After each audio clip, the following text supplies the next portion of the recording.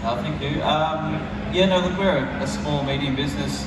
We operate sort of 4 luxury builds at a time, be it a new build or a luxury renovation. Much like what Paul said, we try to not only produce a great outcome, but also a great service throughout the process, because, again, could be a 12-month, 18-month process, and you've got to enjoy the highs and lows through the process as well. You know, sometimes you need to draw breath and gain a bit of strength for the final push of a project as well. So communicating well with the client and just bringing a good energy to the length of lifetime of the build is what we try and do. And you've got very much in terms of family experience as well, because you're not the only one in the family that's in the building game, are you? No, I've got a pretty successful older brother, and I'd like to credit to him. He's a fantastic builder and role model, and we're sort of forging our own business as well. Has it been, we know how challenging the last 12 months has particularly been for everyone. What about in your particular businesses, and how have you had to sort of adapt and change?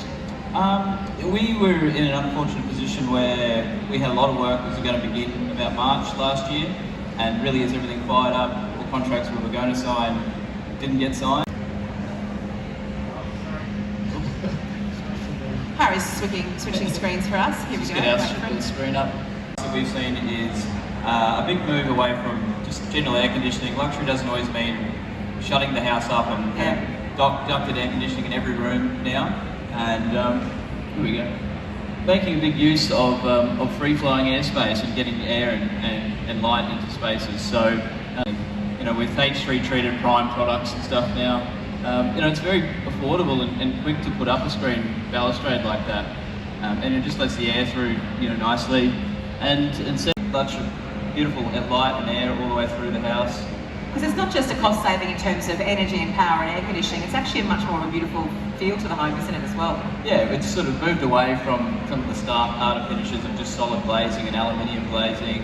The timbers are softer and they're operable, so there's an element of interactivity with it as well that you get. And the balustrade's very affordable, and this is just, they're just doors that have been cut down and installed into a timber frame, so, it's not as crazy as it looks. And are people coming to you with those ideas? Are you suggesting it back to them? How does that evolve?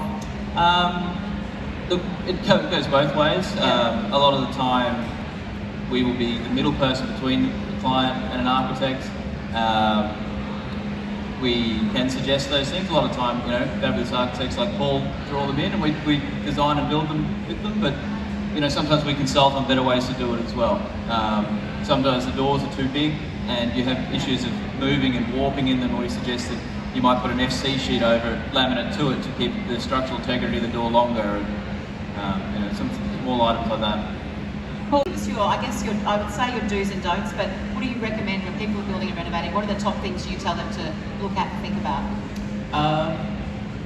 Well, really, this might be a funny thing for a builder to say, but just avoid, too many extras throughout the build. Put a more effort into the planning and the design at the start, and avoid making too many changes. Because you can doesn't always mean you should. Yeah. A lot of the time you put a lot of effort in and you start second guessing yourself, and it's not always the best outcome.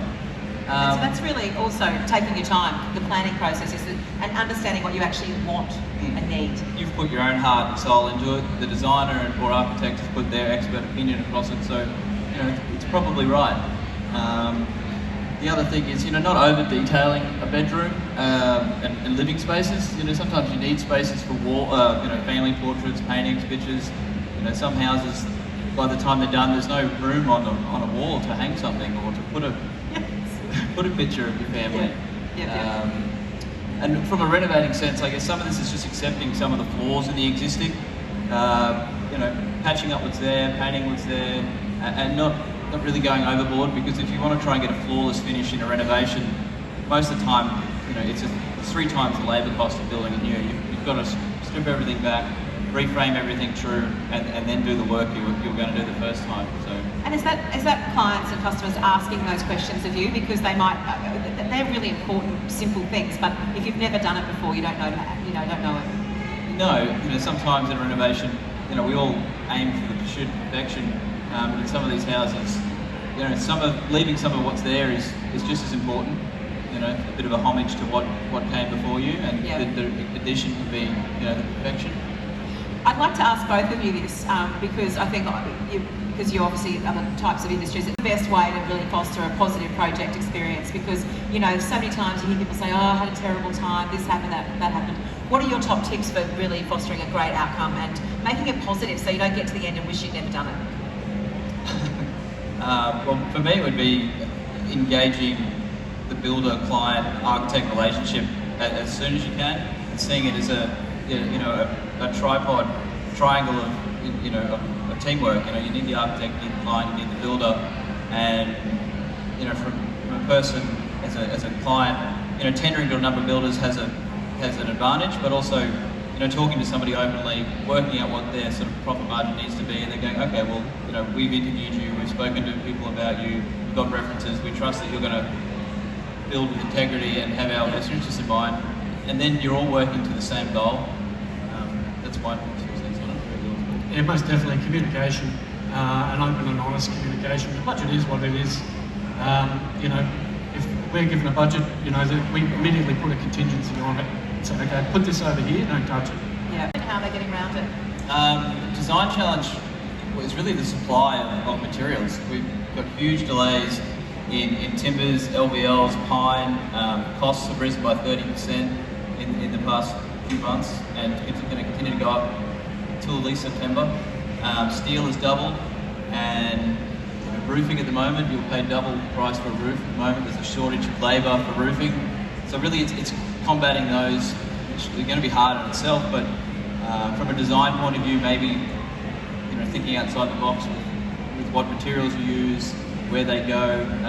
You know, for instance, we had one LVL missed on an order just the other day, and it's going to take a month and a half to get that. We can't stop our schedule for a month and a half, so we've had to, you know, we're going to laminate timbers together ourselves in order to create that beam and to keep the project going. But, you know, we had to stop and have to think about what we were going to do there, because normally it would take 3 days and it's going to take 6 weeks. And you don't see those sort of delays, and that's not going to stop for a while, is it? That's going to be ongoing. No, but hopefully towards the end of the year we will have caught up. But, you know, the world took a deep breath and everything just kept going in some ways, and there's been huge shortages of material now.